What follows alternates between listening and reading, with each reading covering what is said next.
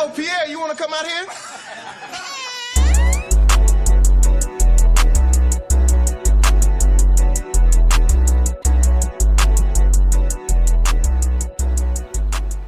All right, ladies and gentlemen, welcome back to the Opportunity Knocks podcast. I'm your host, Mateo, and joining me is none other than Mr. Kyle Selk.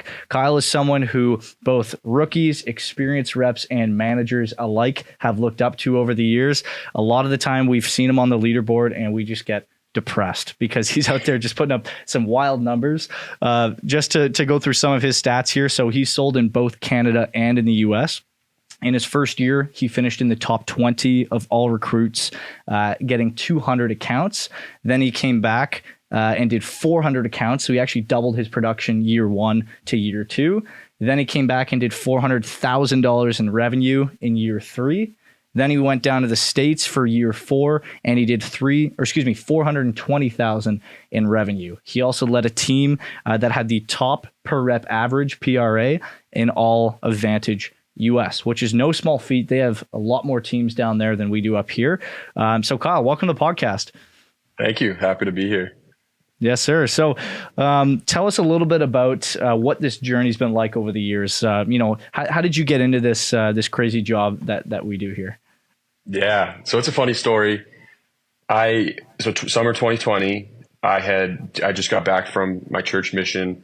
And I had two good high school friends reach out to me about doing sales. It was coming up to our area for the first time. So they messaged me about it. And I was actually looking back at these texts like a couple months ago. And I was just not interested. Just like, no, I had a nice job set up lifeguarding. I was going to be the head lifeguard at my local pool, $18 an hour. Like I was excited for it. Nice gig.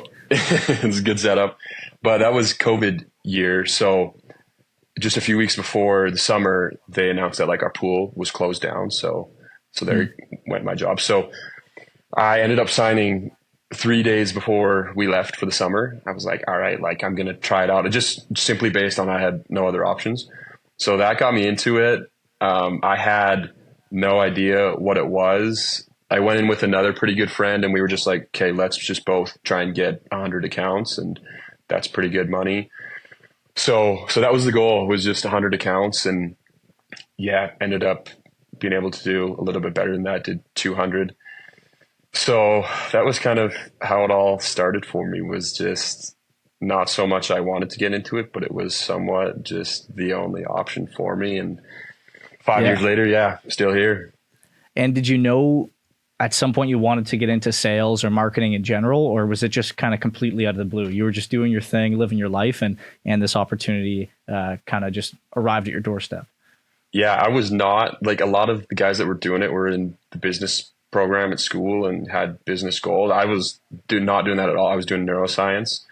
So my plan was, neuroscience degree, medical school.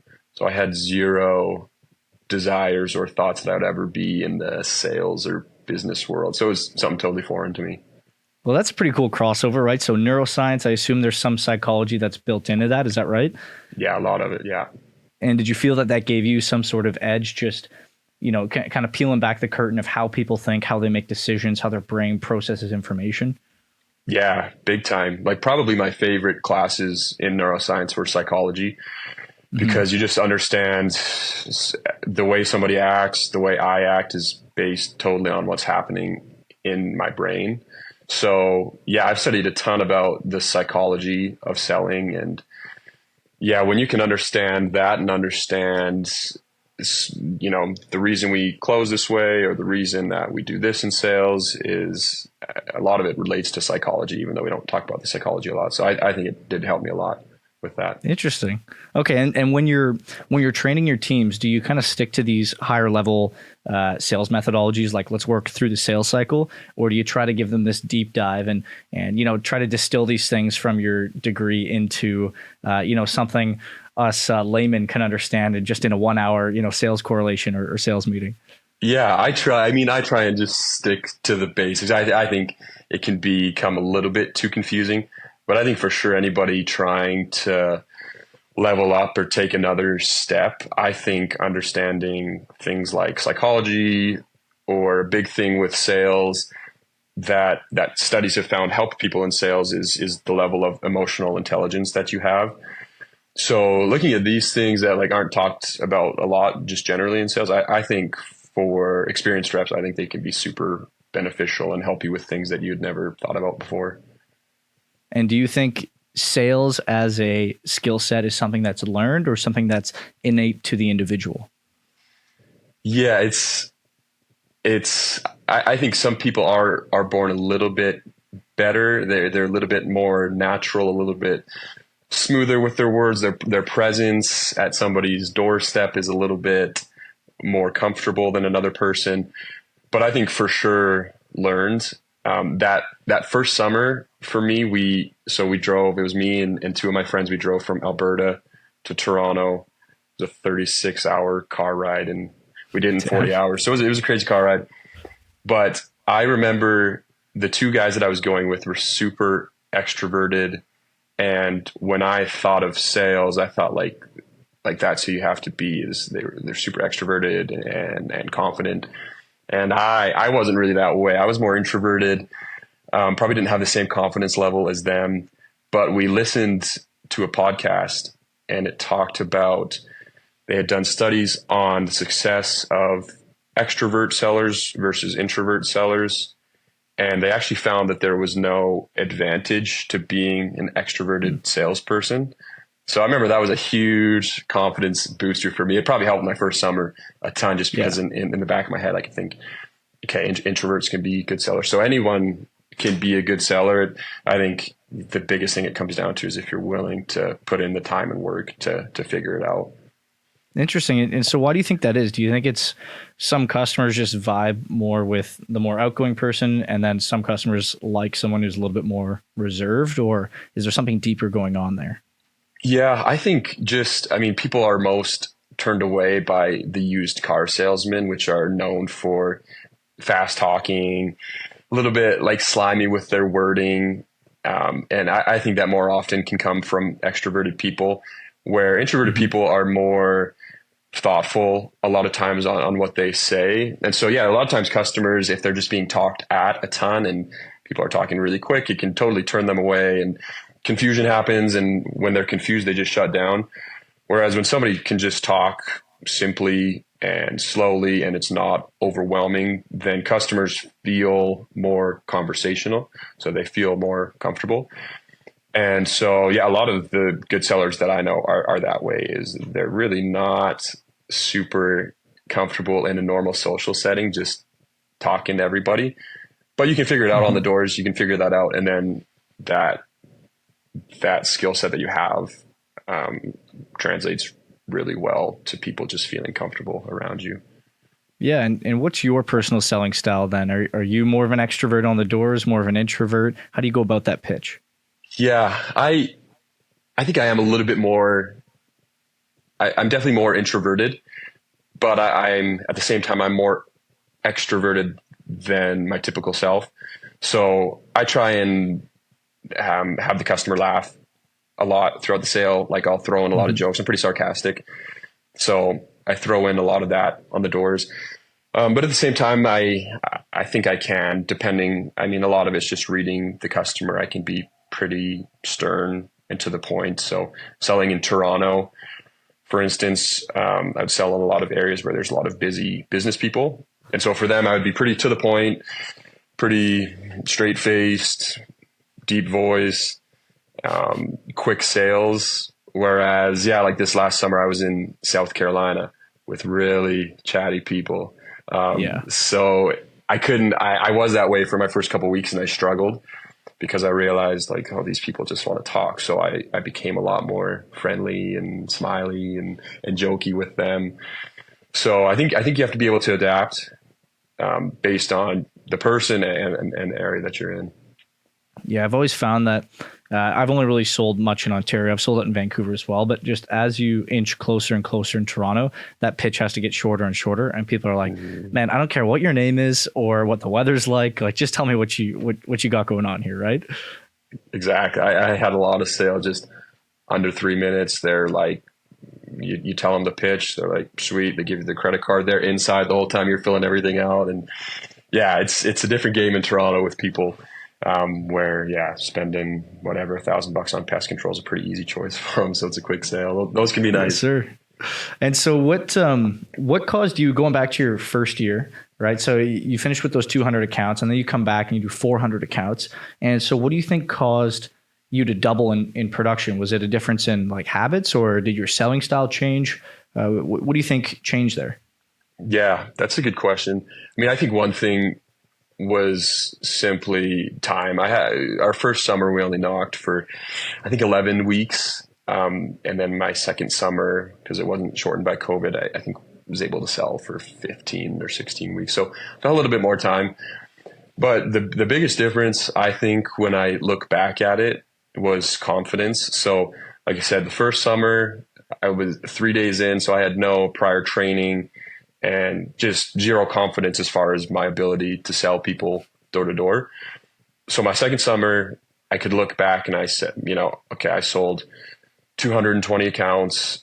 I was selling about 20 people a week. So I just had that confidence built up. And for me, when I set goals, they have to be pretty grounded in something. So my first summer, I didn't have any base to set my goal. So that's why just 100 accounts seemed pretty good.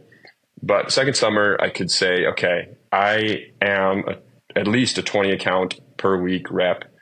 I think my best week I had 28. So I said, okay, when I can sell 28 accounts in a week. And then, so I added that.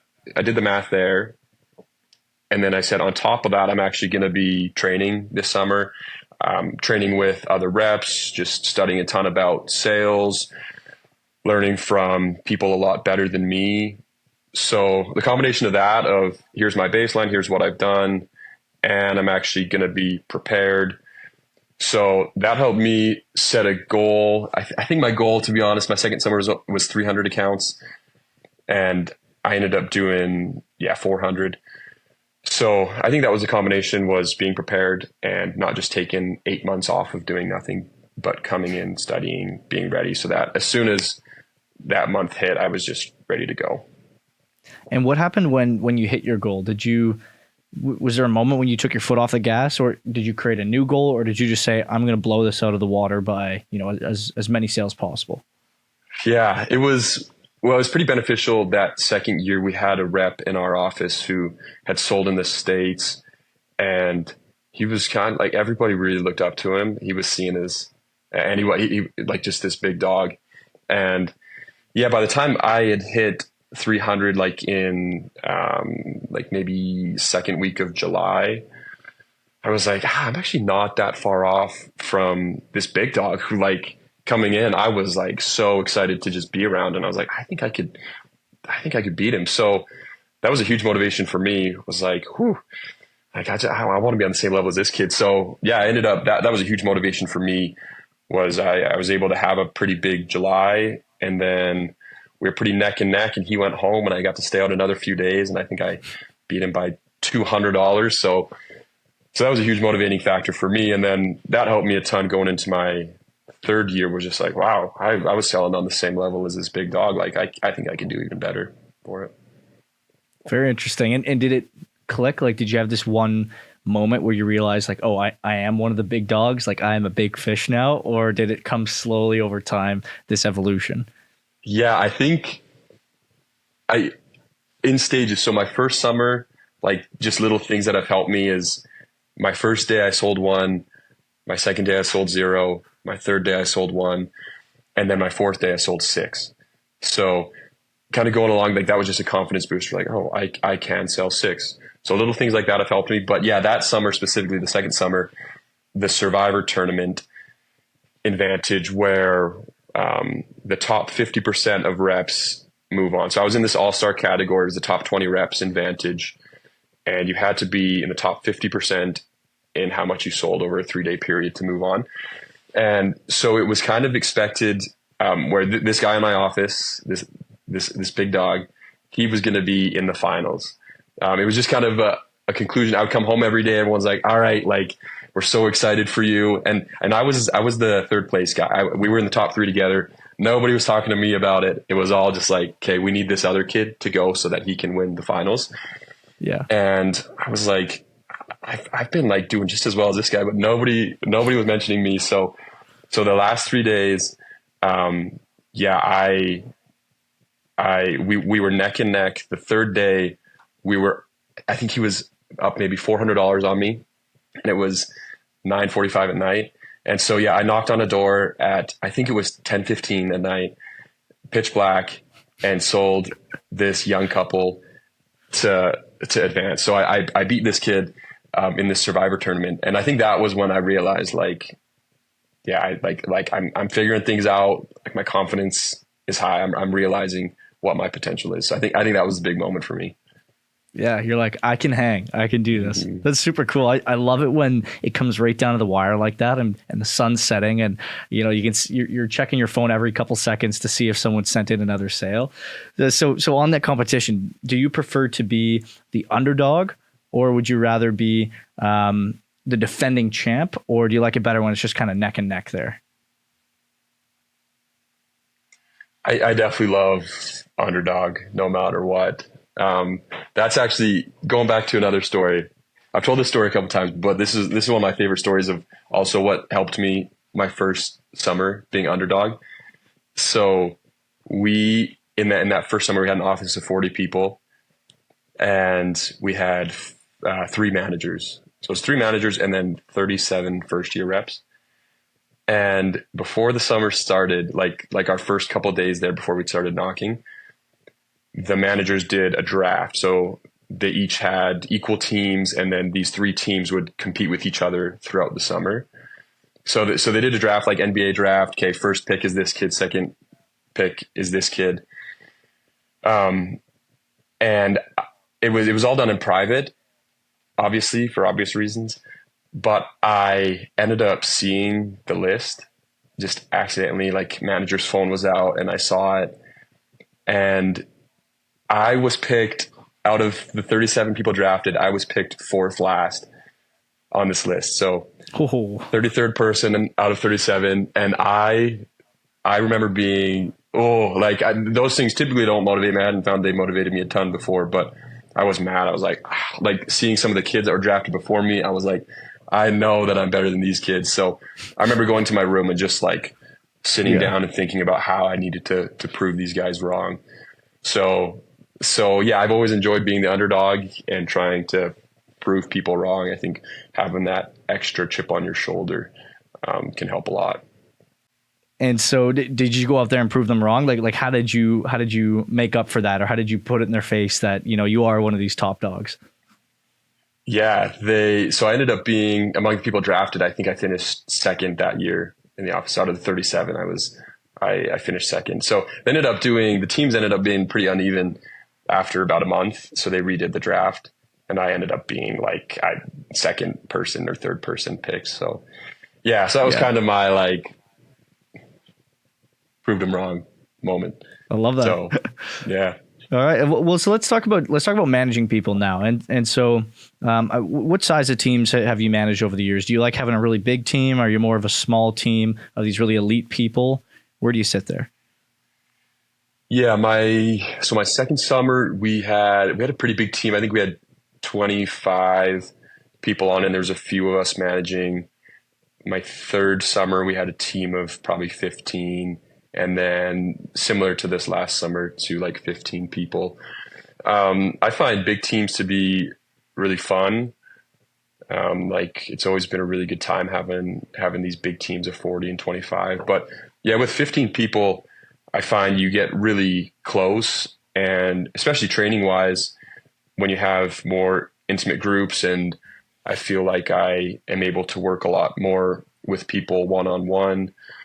So I feel like small teams where you can just give more time to the reps individually has a lot of advantages. And I think, like you're saying, we were able to have the top per rep average this last year because we had a really just dialed in group who we didn't have a single person that was really weighing the team down. We all worked super hard. there was no straggler. So I think as far as team chemistry and like momentum and what you gain from your team, I think it was maxed out having that team size. Yeah, there's definitely the ability to feed off one another when you have that close, bond. Have you ever had a rep outsell you on a team? No, not yet. But I guess my rookie year, some other rookies beat me, but since then, not quite. But I've been pushed. I've definitely been pushed by reps who've challenged me, and yeah, I think we always try and do challenges, and hey, if you can beat me this day or in a week, then little prizes and rewards, but not yet. So hopefully keep it that way. Very nice. And what does it mean to be a leader or a manager from your perspective? Do you have some specific style or metric that you try to optimize when you're out there being a manager? Like, are you just super motivating? Do you lead from the front? Do you build people up? How would you describe your style? Yeah, I think because I've had managers who are great in both fields, like managers who are great motivators and listening and helping you get through things. My style is probably more leading from the front. It's something that I found, like I said, the second year with that rep who came in, he was really leading from the front. And I think that's one of the most beneficial styles when you're actually out there doing the same thing as the rest of the team and trying to show them, hey, here's what we're capable of. So I think that's definitely my style. I think I could improve a ton as far as being more caring and listening. So I need to work on those because right now I'm probably predominantly just the lead from the front style. Yeah. Yeah. Well, we need people to lead from the front, right? We need people to show us that it's possible and that it can be done. Now, to go back to maybe this was in your first year or maybe it was in your second, but did you ever have a point where you had this crisis of meaning where you're in the depths of a sales slump and you're just at rock bottom and you're like, what the heck am I doing? And, can you tell us what that was like and how you pulled yourself out of that, if you had that happen? Yeah, I'll be honest. The time that probably I think of the most is actually my fourth year, this last summer, which you figure after 4 years, you'd be pretty immune to that. But it was my fourth year and I had obviously switched markets. So I was so used to selling in Toronto. I feel like I had that down pretty well. And then going to South Carolina, where it was all switchovers and people that had companies. So it was totally foreign to me. I think in my 3 years in Toronto, I'd maybe done 5 or 6 switchovers ever. And then having to do that almost every door. So my first 2 weeks this last summer were really frustrating. Because in summer 2022, May had been my best selling month ever, like broken all my records. I was cruising. So May 2023, I figured would be the same thing, but I had 2 of my worst weeks over the last, since my second year selling. So I was pretty discouraged, probably the most discouraged I've ever been. Calling my friends and managers that I'd worked with in the past, just trying to get some more motivation. But I think for me, I relied on statistics. I tend to be a pretty logical thinker.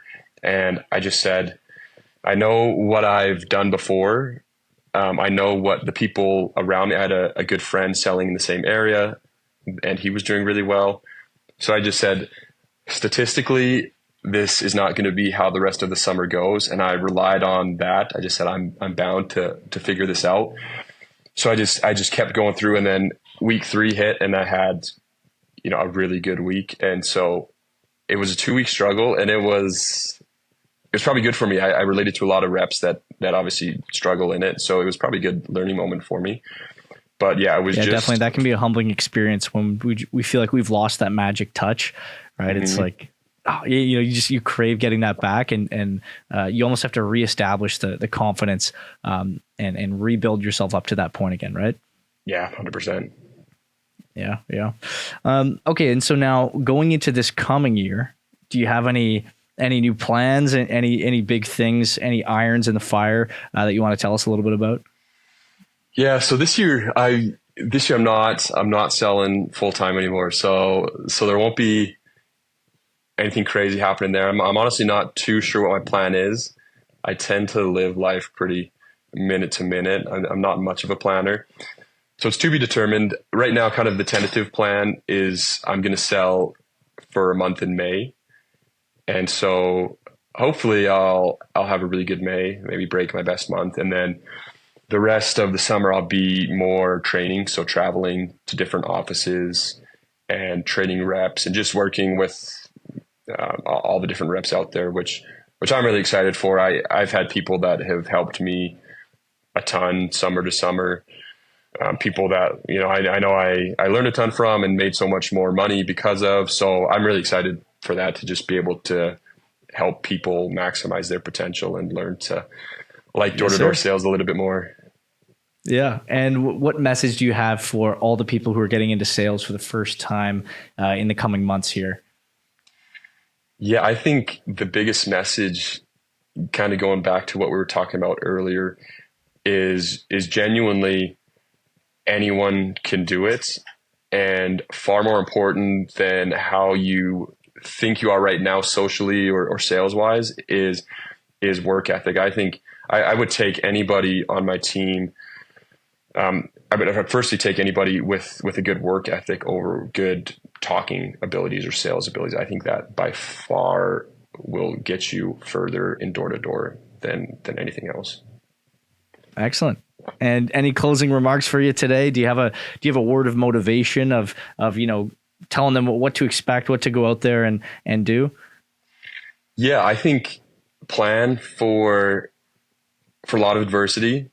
You will definitely not just come out swinging strong. Two of my best friends that have succeeded in sales did not sell. One of them, it was their first, I think, 8 days. The other one, it was a full 2 weeks, so 12 days on the doors. They didn't sell single accounts. And now both of those guys are some of the best that I've ever seen or worked with. So don't expect magic right off the bat. You have to have persistence to be able to get through those tough times. But when things start clicking, it's amazing. It's magic. Like you feel things you've never felt in a job before. And yeah, the rewards, both like intrinsic and money wise, you can't beat them. Yes, sir. Well, there's nothing quite like it. That feeling when you're just on a roll, you're stacking contracts, you just feel like you're on top of the world. So I love it. I'm excited for all these new cats to come in here and experience that feeling for the first time. And Kyle, thank you so much for taking the time to join us on the pod today. Yeah, you're an inspiration for a lot of these reps, and we hope that we can get as many people up to your level as possible this summer. And we really hope, as part of your travel plans, you come north of the border again to impart some of that wisdom on us. Thank you. I'd love to make it back up there. Absolutely. But yeah, thanks for having me. Yes, sir. All right, well, have a great rest of your day, and thanks for joining us on the pod. You too. We'll see ya.